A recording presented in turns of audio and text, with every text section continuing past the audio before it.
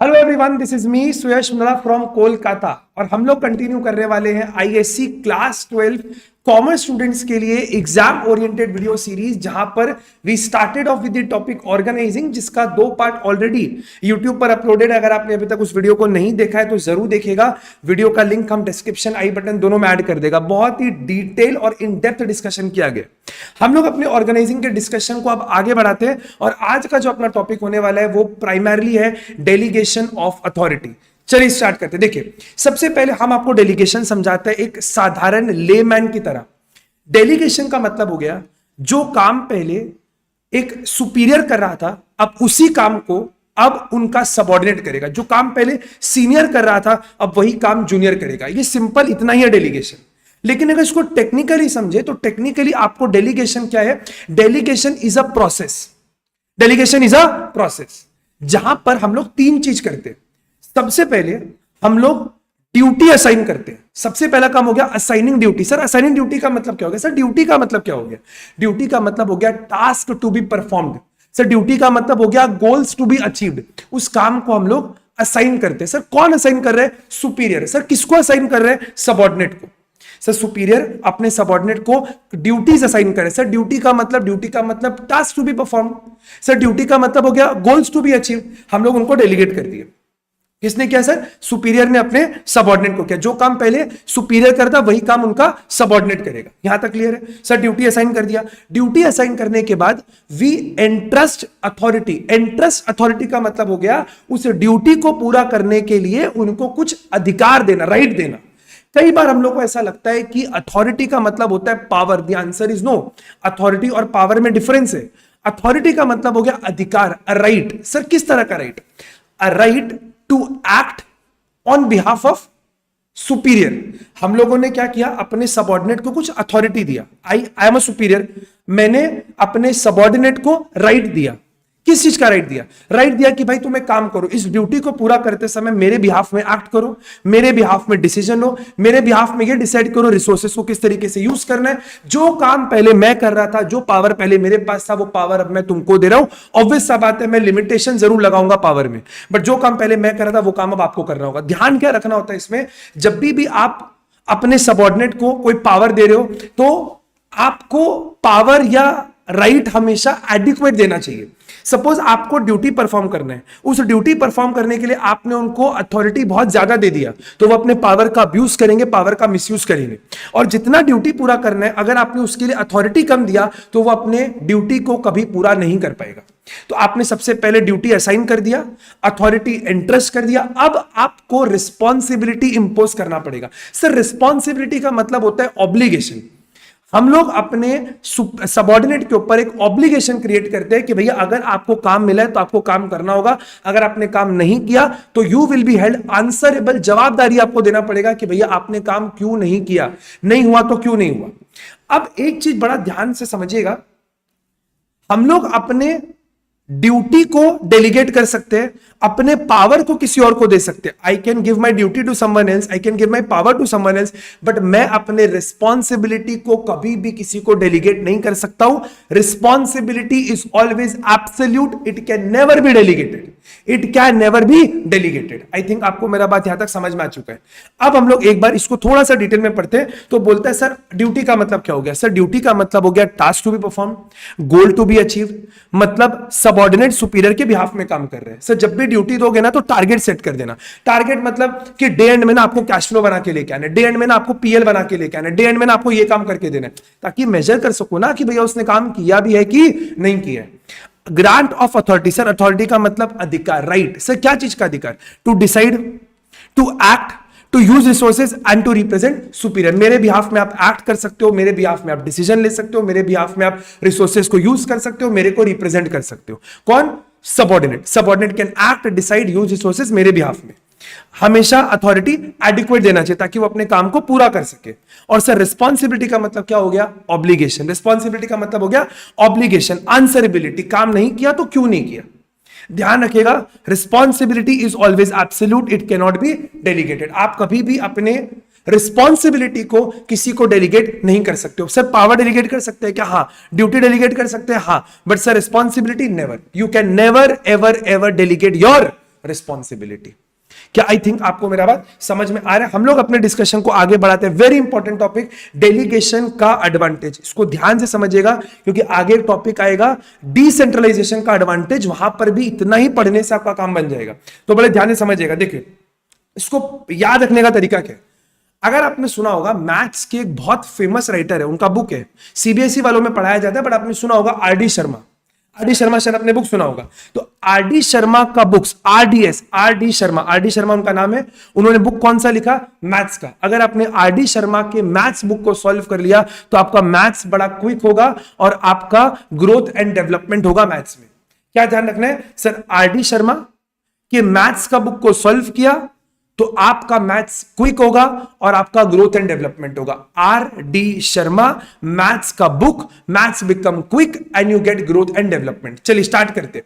सबसे पहला sir R D Sharma, RDS, R का मतलब sir relieve to the top management. हम लोग डेलीगेशन में क्या कर रहे हैं? जो काम पहले मैं कर रहा था वही काम अब मेरा सबऑर्डिनेट करेगा। तो मैं तो फ्री हो गया ना, आई एम फ्री। अब मैं जब फ्री हो गया रूटीन जॉब से, डेली का काम का मेरे को टेंशन नहीं लेना है, मेरा दिमाग खाली हो गया, मेरा दिमाग फ्री है। अब हम अपने दिमाग को लगाएगा इंपॉर्टेंट चीजों में, बिजनेस के उन एस्पेक्ट्स को आई विल टच अपॉन जिससे हमारे बिजनेस का सक्सेस फेलियर डिसाइड होगा। नई नई चीजों के बारे में सोचेंगे, काम को कैसे करना है सर, कॉस्ट को कैसे रिड्यूस करना है, सेल कैसे बढ़ाना है, नए नए इनोवेटिव चीजों के बारे में हम लोग सोचेंगे। सो जब हम लोग अपने रूटीन जॉब्स को ट्रांसफर कर देते हैं अपने सबऑर्डिनेट को, तो manager can concentrate on important policy. वो अपने समय का, अपने एनर्जी का, अपने टाइम का बेटर यूटिलाइज कर पाएंगे। तो आपको ध्यान क्या रखना है, जब भी एक सुपीरियर अपने सबऑर्डिनेट को अपने रूटीन जॉब्स को डेलीगेट कर देता है, he becomes free and he can concentrate on important policy. He can use his time, energy, effort more productively. R हो गया सर डी का मतलब एग्जीक्यूटिव डेवलपमेंट। अब देखो, जो काम पहले मैं कर रहा था ना, वो काम अब आप कर रहे हो। मेरे को तो रिलीफ मिला ही, I can focus on important policy. But जो काम पहले मैं कर रहा था वो काम अब आप कर रहे हो।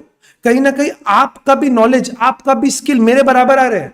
आपके अंदर भी एग्जीक्यूटिव डेवलपमेंट आ रहा है। सर एग्जीक्यूटिव का मतलब हो गया डिसीजन लेने का एबिलिटी, नए नए काम को करने का एबिलिटी। सो सबऑर्डिनेट भी सीखता है क्या क्या सर? डिसीजन मेकिंग, वो लीडरशिप सीखता है।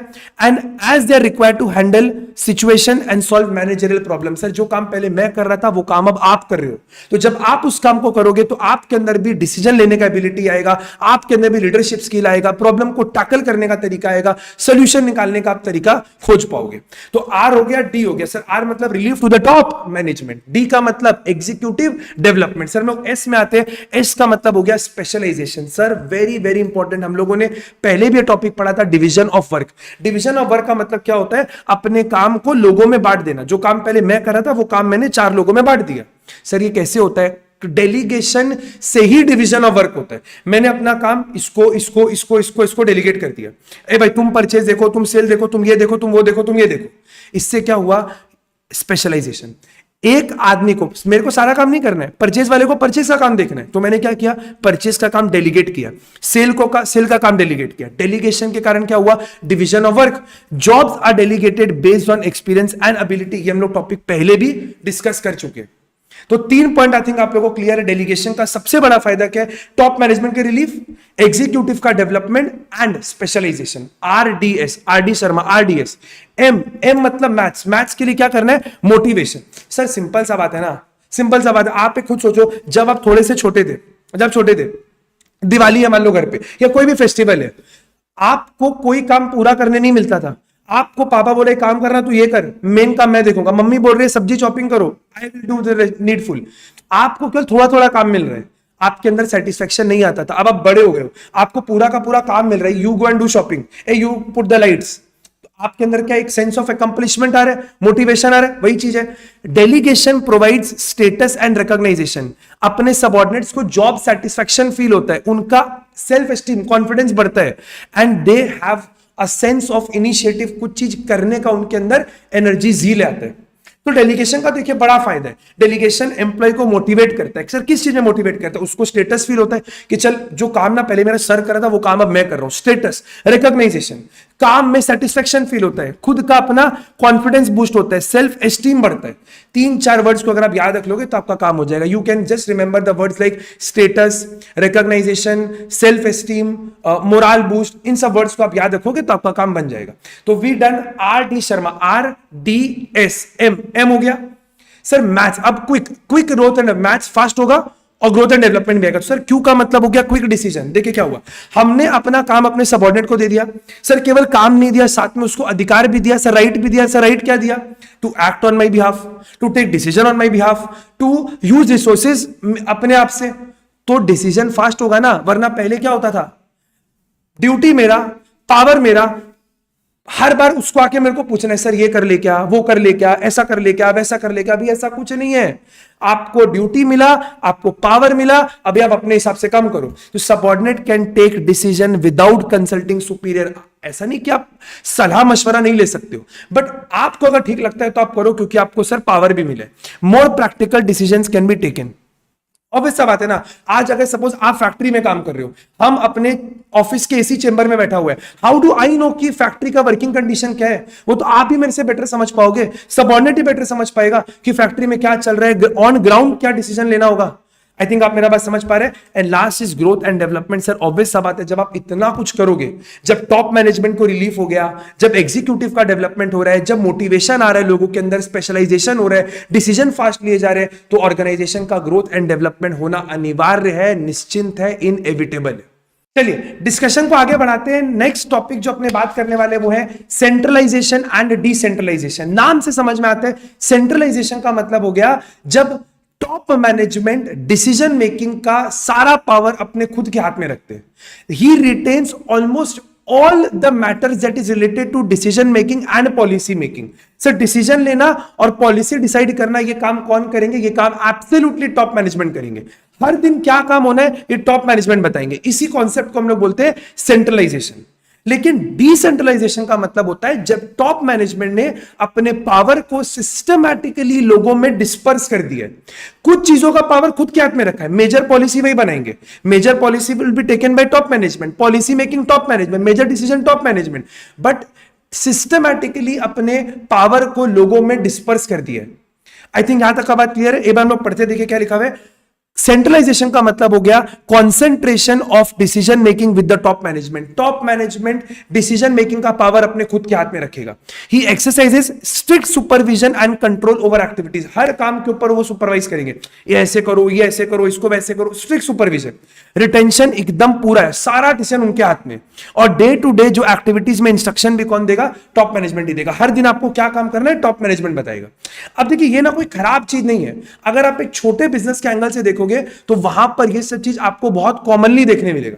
इनके अपने फायदे हैं, चीजें सारे कंट्रोल में रहती है, और इनके अपने नुकसान है कि भैया अगर टॉप मैनेजमेंट हर चीजों में इंटरफेयर करेगा तो ऑर्गेनाइजेशन का ग्रोथ और डेवलपमेंट कैसे होगा। लेकिन खराब भी नहीं, अच्छा भी नहीं, डिपेंड करता है कंपनी टू कंपनी, उनके नेचर के ऊपर, उनके स्केल के ऊपर और बिजनेस के ऊपर। बट कई छोटे बिजनेसेस में आपको इस तरीके का मॉडल देखने मिलता है। हम लोग बात करते हैं डिसेंट्रलाइजेशन के बारे में, which means systematic dispersal of power. हम टॉप मैनेजमेंट ने अपने पावर को सिस्टमैटिकली लोगों में डिस्पर्स कर दिया है।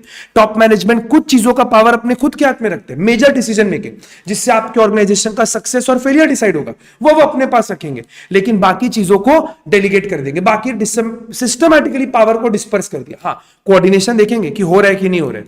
Managers at the middle level and lower level are given authority to take decision. Top management ने अपने कुछ चीजों के बारे में पावर खुद के हाथ में रखा और बाकी चीजों को सिस्टमैटिकली डिस्पर्स कर दिया। ध्यान रखिएगा, systematic dispersal of authority is called decentralisation. Systematic dispersal of authority is called decentralisation. Centralisation का मतलब अपने पास सारा पावर रिटेन करके रखा है। हम लोग देखते हैं डिसेंट्रलाइजेशन के मेरिट्स के बारे में। सर सेंट्रलाइजेशन का मेरिट ठीक है, बट डिसेंट्रलाइजेशन का मेरिट बहुत इंपॉर्टेंट है। अगर आपने ध्यान से टॉपिक को समझा है, डेलीगेशन और डिसेंट्रलाइजेशन में बहुत ज्यादा फर्क नहीं है, दोनों अलग अलग टॉपिक है, बट कहीं ना कहीं एक दूसरे का एक्सटेंशन है। ठीक है, डेलीगेशन का जो फायदा है वही कहीं ना कहीं डिसेंट्रलाइजेशन का भी फायदा है, क्योंकि डेलीगेशन में भी हम अपने काम को किसी और से करवा रहे हैं, डिसेंट्रलाइजेशन में भी हम लोग अपने पावर को लोगों में सिस्टमैटिकली डिस्पर्स कर रहे हैं। तो यहां पर भी इसका एडवांटेज वही बनेगा जो हमने ऊपर पढ़ा था। सबसे पहला रिलीफ टू टॉप मैनेजमेंट, हम इसको वापस से एक्सप्लेन नहीं कर रहे क्योंकि इसको हम लोग ऊपर में डिटेल में बात कर चुके हैं सर। उसके बाद मोटिवेशन, ये भी हम लोग ऊपर में पढ़ चुके हैं। उसके बाद बेटर डिसीजन मेकिंग, ये भी हम लोग ऊपर में पढ़ चुके हैं सर। एग्जीक्यूटिव का डेवलपमेंट, ये भी हम लोग ऊपर में पढ़ चुके हैं। खाली 2 पॉइंट हम लोग को नया पढ़ना है, सुपरविजन, कंट्रोल एंड कम्युनिकेशन। पढ़ेगा, देखिए क्या लिखा हुआ है, efficient supervision and control. Decentralisation के कारण performance can be evaluated against predetermined standard. समझिएगा मेरा बात क्या है। जब भी टॉप मैनेजमेंट अपने पावर को सिस्टमैटिकली डिस्पर्स करता है तो दे सेट सम स्टैंडर्ड कि सर आपको ना ये करना है, आपको मंथ एंड में इतने का सेल करना है, मंथ एंड में आपको इतना प्रॉफिट कमा के देना है, मंथ एंड में आपको इतना कॉस्ट कट करके दिखाना है। हमने क्या किया, प्री डिटरमाइंड स्टैंडर्ड सेट कर दिया। अब एक्चुअल परफॉर्मेंस उन्होंने किया, तो डिसेंट्रलाइजेशन के कारण हम लोग स्टैंडर्ड और एक्चुअल को कंपेयर कर सकते हैं। हर एक डिसेंट्रलाइज यूनिट का, हर एक डिपार्टमेंट के परफॉर्मेंस को हम लोग इवैल्यूएट कर सकते हैं। And next, effective communication. As span of control is wide and there are few levels of organisation. Sir span of control एक टॉपिक है जिसको हम लोग बाद में डिटेल में डिस्कस करेंगे, बट आप एक समझो कम्युनिकेशन बड़ा इफेक्टिव हो जाता है। कोई तरीके के काम का ओवरलैपिंग नहीं होता है, कोई भी काम का डुप्लीकेशन नहीं होता है, केओस नहीं होता है। हर एक इंसान को पता होता है कि उसको क्या काम करना है और कैसे करना है। तो this takes care of demerit का, सॉरी डिसेंट्रलाइजेशन का मेरिट। अगर आप डेलीगेशन समझ गया तो decentralisation is as good as this, but हां इसका डिफरेंस है जिसको हम लोग आज ही के सेशन में डिस्कस करेंगे। हम लोग लेकिन बढ़ते हैं डिसेंट्रलाइजेशन के डीमेरिट पे। देखिए हर चीज का अपना, हर सिक्के का 2 पहलू है।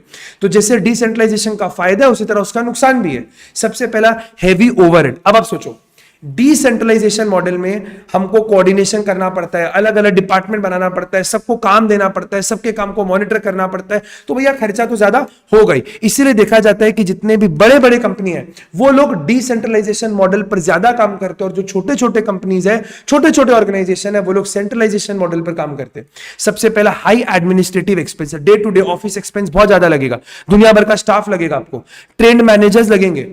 सेंट्रलाइजेशन में तो क्या है ना, सर क्या करना है मैं बता दिया, सर ये करना है क्या, ये कर लो, ऐसे कर लो। बट डिसेंट्रलाइजेशन में जो सबऑर्डिनेट होता है उनको खुद को डिसीजन लेना होता है, तो आप ऐसे अनट्रेंड लोगों को नहीं रख सकते हो, आपको पढ़े लिखे ट्रेंड लोगों को रखना पड़ता है ताकि वो लोग खुद अपना डिसीजन ले सके। कभी कभी लैक ऑफ कोऑर्डिनेशन हो जाता है, कभी कभी लैक ऑफ कोऑर्डिनेशन, क्योंकि क्या होता है ना, एक तो या तो मान लो डिपार्टमेंट्स बहुत बड़े बड़े हो गए, डिपार्टमेंट्स बिकम टू लार्ज, तो कोऑर्डिनेशन प्रॉब्लम हो जाता है। और कभी कभी हर एक डिसेंट्रलाइज यूनिट अपने खुद के ऑब्जेक्टिव के पीछे इतना पागल हो जाता है कि उनको ऑर्गेनाइजेशन का बड़ा ऑब्जेक्टिव नहीं दिखता है। तो सेक्शनल इंटरेस्ट, मतलब हर एक डिसेंट्रलाइज यूनिट का जो इंटरेस्ट है में overshadow the overall organisational objective. तो ये एक बड़ा प्रॉब्लम है। सबसे पहला हम लोगों ने प्रॉब्लम क्या पढ़ा, हैवी ओवरहेड्स। दुनिया भर का स्टाफ आपको डुप्लीकेट करना पड़ता है, तो आपका office expense, admin expenses increase हो जाते हैं। Next is lack of coordination. Sectional interest may overshadow the large organisational objective. हर एक डिसेंट्रलाइज यूनिट अपने खुद के इंटरेस्ट में इतना मशरूफ हो जाता है, इतना इंग्रॉस्ड हो जाता है कि वो ऑर्गेनाइजेशन के इंटरेस्ट को भूल जाते हैं। उसके बाद lack of uniformity. Sir obvious सा बात है, अगर डिसीजन मैं अकेले लूंगा तो सारा डिसीजन यूनिफॉर्म होगा, बट अगर डिसीजन अलग अलग लोग लेंगे तो हो सकता है डिसीजन यूनिफॉर्म नहीं हो। इनकंसिस्टेंसी में arise if the units do not follow uniform policy. ऐसा नहीं है कि डिसेंट्रलाइजेशन में ये प्रॉब्लम आई गई, यूनिफॉर्मिटी भी हो सकता है, बट फिर आपको वैसा स्टैंडर्ड सेट करना पड़ेगा, वैसा पॉलिसी बनाना पड़ेगा कि सारे का डिसीजन सेम है। बट ऐसा देखने मिलता है डिसेंट्रलाइज यूनिट में कि उनके जो पॉलिसीज है वो बहुत यूनिफॉर्म नहीं है, क्योंकि हर एक जन अलग अलग डिसीजन ले रहे हैं। And next, external constant. Extent of decentralisation में भी रिड्यूस। आपने डिसेंट्रलाइज किया, सब कुछ किया, बट कभी कभी इंटेंस कंपटीशन के कारण, गवर्नमेंट इंटरवेंशन के कारण, या फिर जो स्टाफ है, जो एग्जीक्यूटिव्स है, जो सबऑर्डिनेट, उनका कॉस्ट इतना बढ़ रहा है कि हमको डिसेंट्रलाइजेशन का कभी कभी बेनिफिट देखने नहीं मिलता है। तो 4 इसका मेन डीमेरिट है जिसको आपको एकदम डिटेल तरीके से याद रखना पड़ेगा। सबसे पहले हम लोग क्या बोलते हैं, heavy overheads. Heavy overheads. Why overheads? Because we have to maintain many function, we have to maintain many staff, उनका कॉस्ट लगता है। Sir coordination becomes a problem because sectional interest overshadows the large organisational objective. Third sir lack of uniformity, inconsistent decision. And next external constraint. आपने decentralise तो बड़े बखूबी तरीके से किया, but the problem is may be government intervention, rising competition या executive का cost बहुत ज्यादा बढ़ जा रहा है, विच बिकम्स अ प्रॉब्लम. हम लोग अपने डिस्कशन को आगे बढ़ाते हैं. लास्ट दो टॉपिक. सबसे पहला सर सेंट्रलाइजेशन और डिसेंट्रलाइजेशन में सबसे बड़ा डिफरेंस क्या है? तो सर सेंट्रलाइजेशन में टॉप मैनेजमेंट के पास सारा पावर रहेगा, डिसेंट्रलाइजेशन में पावर को सिस्टमैटिकली डिस्पर्स कर दिया जाएगा. सेंट्रलाइजेशन में सबऑर्डिनेट का रोल ना के बराबर है, बट डिसेंट्रलाइजेशन में बहुत ज्यादा रोल है. सर सेंट्रलाइजेशन में कोऑर्डिनेशन कंट्रोल बड़ी इजीली तरीके से होता है, डिसेंट्रलाइजेशन में फास्ट होता है. यहां पे कंट्रोल कोऑर्डिनेशन बहुत फास्ट होता है, बट यहां पे डिसीजन बहुत फास्ट लिया जाता है. सर डिसेंट्रलाइजेशन में टॉप मैनेजमेंट के ऊपर सारा बर्डन है, यहां पे टॉप मैनेजमेंट के ऊपर ना के बराबर बर्डन है. पहले मैं आपको बोला सेंट्रलाइजेशन छोटे ऑर्गेनाइजेशन फॉलो करते हैं और डिसेंट्रलाइजेशन लार्ज ऑर्गेनाइजेशन फॉलो करते हैं. हम लोग ये बड़े इंपॉर्टेंट टॉपिक, मेरे हिसाब से ये बड़ा इंपॉर्टेंट सा टॉपिक बनता है, डिसेंट्रलाइजेशन और डेलीगेशन. देखिए पहला क्वेश्चन, सबसे पहला, डेलीगेशन करना क्या कंपलसरी है? The answer is yes, mandatory है. आप सारा काम खुद से नहीं कर सकते हो, आपको अपने ड्यूटीज को लोगों को असाइन करना पड़ेगा, उनको पावर इंटरेस्ट करना पड़ेगा, उन पे रिस्पॉन्सिबिलिटी इंपोज करना पड़ेगा. It's mandatory. एवरी ऑर्गेनाइजेशन, छोटा हो बड़ा हो, सबको करना पड़ेगा. बट सर डिसेंट्रलाइजेशन ऑप्शनल है. अभी भी आपके मन में डाउट होगा सर दोनों में डिफरेंस क्या है? देखिए हम ध्यान से समझा रहे हैं. डिसेंट्रलाइजेशन, डेलीगेशन का मतलब होता है when power is shared by two, but decentralisation का मतलब होता है when power is shared by many. जब अपने डेलीगेशन करते हैं तो पावर दो लोगों में मल्टीप्लाई होता है, बट जब हम लोग डेलीगेशन करते हैं तो पावर कई सारे लोगों में मल्टीप्लाई होता है. जैसे फॉर एग्जांपल मान लीजिए कंपनी का सीईओ है, सीईओ ने अपना पावर दिया मान लो परचेज हेड को, सेल्स हेड को, तो सीईओ ने क्या किया? अपने पावर को डेलीगेट किया. अब इन्होंने अपने पावर को और दो लोगों में किया, इन्होंने डेलीगेट किया, बट जो ओवरऑल हुआ ना, इसको हम लोग बोलते हैं डिसेंट्रलाइजेशन. जब डेलीगेशन हुआ तो पावर दो लोगों में स्प्रेड हुआ, बट डिसेंट्रलाइजेशन पावर कई सारे लोगों में स्प्रेड हुआ. ठीक है. नेक्स्ट, इसका बड़ा सिंपल सा डेलीगेशन, टॉप मैनेजमेंट के ऊपर बर्डन खत्म हो जाएगा, बट डिसेंट्रलाइजेशन से आपके पास ऑटोनॉमी आएगा, डिसीजन मेकिंग का पावर आएगा. डेलीगेशन का स्कोप नैरो है, दो लोगों में पावर स्प्रेड हो रहा है, बट डिसेंट्रलाइजेशन बहुत सारे लोगों में पावर स्प्रेड हो रहा है. डेलीगेशन मतलब शेयरिंग ऑफ वर्क, यहां पे रिजल्ट. उसके बाद freedom, more control by superior. Delegation में you will be hand accountable, but यहां पे less control by top management. I think आपको मेरा बात समझ में आ रहा है. So this takes care of आपका पूरा का पूरा ऑर्गेनाइजिंग का रिवीजन. अगर आपको कोई भी टॉपिक में कहीं भी तरह का कोई दिक्कत परेशानी हो रहा है तो do leave a comment video के नीचे and I try to fix it as soon as possible. आप लोग प्लीज पढ़ते रहिए, स्टे कनेक्टेड और एकदम जोर शोर से पढ़ाई रखो क्योंकि exams are just knocking the door. Till then take care, thank you, bye bye, stay connected, bye bye.